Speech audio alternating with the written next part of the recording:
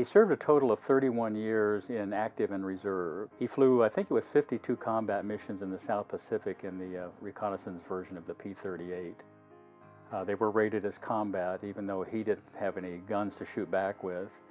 But he was flying, doing a lot of low-level work over Japanese installations and getting shot at. He said, my mission was always to get the film to someone so that it could be developed to save lives and to have these combat people operate efficiently without risking their lives unnecessarily.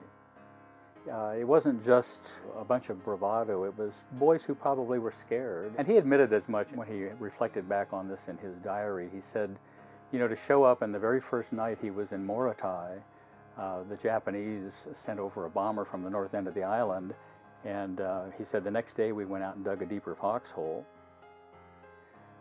He wouldn't certainly think that he was a hero.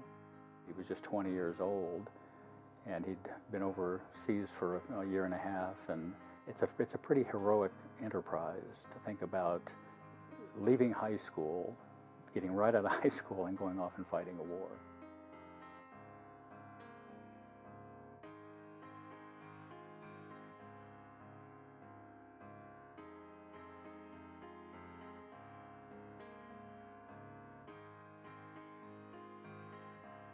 This is just a token of our appreciation on behalf of the 13th Reconnaissance Squadron.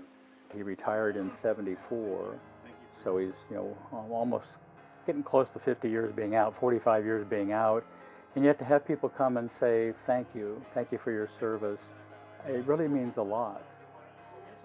He might have been one of those boys that got lost in the clouds over Morotai, people that flew off and never came back.